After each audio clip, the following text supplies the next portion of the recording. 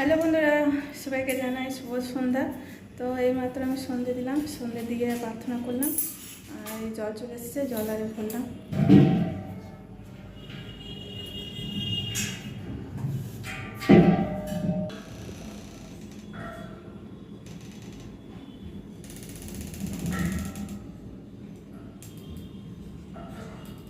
সকালে চাটা খেয়ে এবার আমি রান্না বসাবো, তখনই টিফিন খাওয়া করব, তখনই গ্যাসটা গেল শেষ হয়ে কী করে রান্না করব।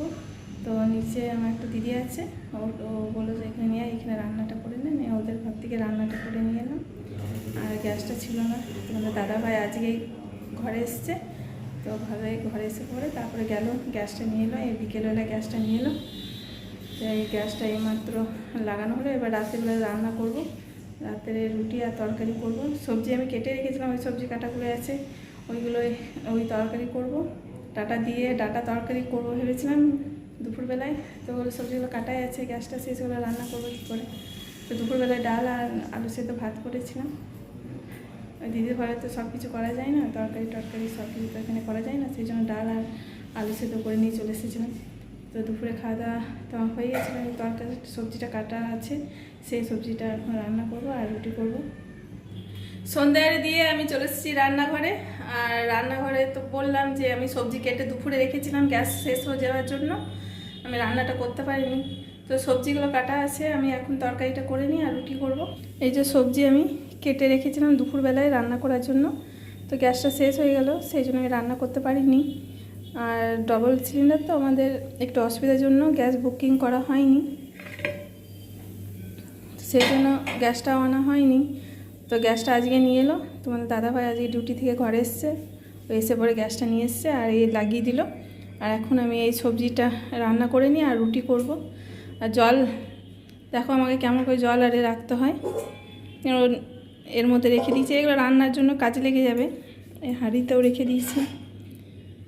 খাবার জলের একটু উপরে তুলতে খুব অসুবিধা, তো সেই জন্য এই বালতিগুলো সব আমি ভরেই রেখে দিই, খুব কষ্ট হয় জল তুলতে। তাও আমি এই গ্লেনগুলো করে নিয়ে আসি, বালতিগুলো আনতে পারি না, বালতিগুলো খুব ভারী লাগে, সিঁড়ি উঠতে খুব অসুবিধায় হয়। গ্লেন করে নিয়ে আসি আর ঢেলে ঢেলে সব বালতির মধ্যে রাখি। তো এই বালতিগুলো ভর্তি করাই আছে, তো এগুলো আমি খুব কম খরচা করি, কেন আমাদের এখানে একবার জল চলে গেলে চট করে জল আসে না, 2-3 দিন 4 দিন পর পর জল আসে। তো এই জলগুলো দিয়ে রান্না আরে করি, আর ওই জলগুলো থাক, সকালে রান্না আরে করা হবে। তো এখন কড়াই আমি বসিয়ে দিয়েছি, তরকারিটা করে নিই। তরকারিটা আমি এই যে বসিয়ে দিয়েছি, তরকারি হচ্ছে, আর এইদিকে আমি আটা সেরে রুটি বেলছি।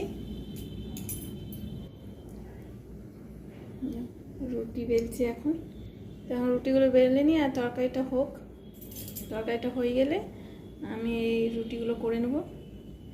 আমার রান্না কমপ্লিট হয়ে গেছে, এই যে তরকারি হয়ে গেছে আর এই যে রুটি হয়ে গেছে, এবার খেতে দেবো। প্রায় 9:30 বাজছে, রান্না অনেকক্ষণ আগে কমপ্লিট হয়ে গেছে। আমরা বসেছিলাম ছাদে খুব সুন্দর হাওয়া দিচ্ছে, অনিশা মনীষা আমি রঞ্জনার মা আমরা সবাই মিলে ছাদে বসেছি, খুব সুন্দর হাওয়া দিচ্ছে ছাদে। আমাদের এই মাত্র রাতের খাওয়া দাওয়া কমপ্লিট হলো, আর বাসন আরে ধুয়ে গ্যাস সব পরিষ্কার করে রেখে দিয়েছি আর চলে এসেছি রুমে শোয়ার জন্য।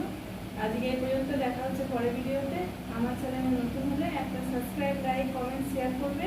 আর সবাইকে জানাই গুড নাইট, বাই।